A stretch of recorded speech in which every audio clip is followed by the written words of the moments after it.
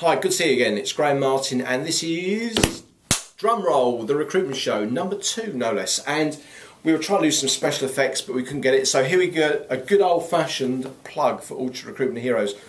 We tried to put it on the whiteboard a couple of times but it kept falling down. Pretty comical. The camera crew keep laughing, but nonetheless I decided to bring it up like that. So, first off, I want to talk to you about a great job in Watford with a client of ours that we've done a bunch of work with, and we've watched them grow and develop over the last 5, 6, 7 years. My co-director Karen has worked very closely with these people. Now, it's a really important role. They need somebody to act as a customer services manager to lead a team of 4 people. They've just taken over a competitor. They're a specialist supplier of stationery equipment and supplies to the educational sector. We know them really well. They're really strong on family values. There's no swearing. It's about respect.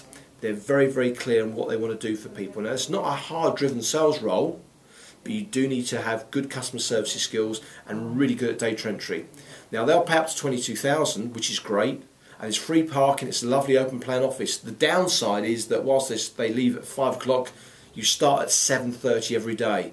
They want you there about 20 past 7. So if you can do that, please contact Katie at Orchard Recruitment in Watford on 01923 818844. That's Watford 818844.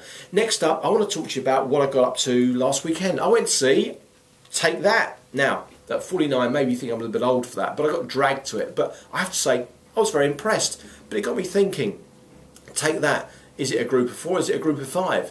Is it Gary, Mark, Jason, Howard and Robbie, or is Robbie one of them? Now, as an employer, when you're thinking about your teams, we all like a Robbie, don't we? The guy, the girl that comes in, that's a bit of a superstar, a bit of a character. But you know, sometimes those people can be more trouble than they're worth. I have to say, when I watched the concert, Robbie Williams was just awesome. I kind of felt a bit sorry for the other guys because they were really basking in his shadow.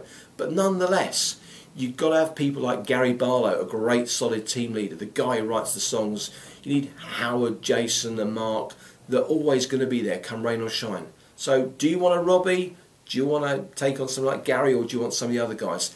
Before you start engaging with a recruiter, think about the kind of personality you want to fit in. Robbie's great, but he might be gone tomorrow. Let's hope not, though.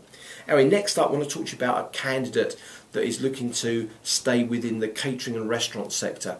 This is a guy who actually came to work for us in our Watford office for about 9 months because he wanted to get us some experience from the other side of the desk and actually to recruit in that sector.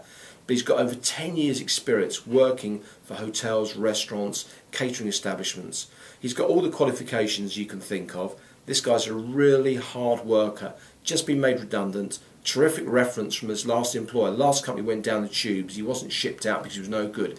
This is a really good guy. He'll work 24/7, he's got a car, he's looking for about 18 to 20,000. I still can't believe what great value these people are in that particular sector. Again, he's based out of Watford branch. If you're interested in talking to us about that, speak to Stavros. Again, it's Watford 01923 818877 this time. Last up, a top tip. I had a contact from somebody, and I said in the last one, please ask me any questions. It was about CVs. How long should a CV be? Now, as an employer, as a recruiter, I like to see things on less than 2 pages. Any more than that, I just get a bit bored. So the challenge is to make sure that your CV you can get on 2 pages, no more. And please, no fancy fonts. Don't show how great you are with PowerPoint. We just want to know the basic facts.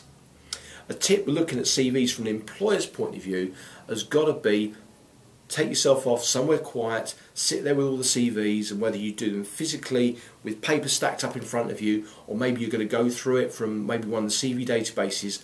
I always like to use a checklist. So I'll put down, location, qualifications, experience, financial expectation. So every time I go through a CV, I'm just physically ticking off, does that CV match?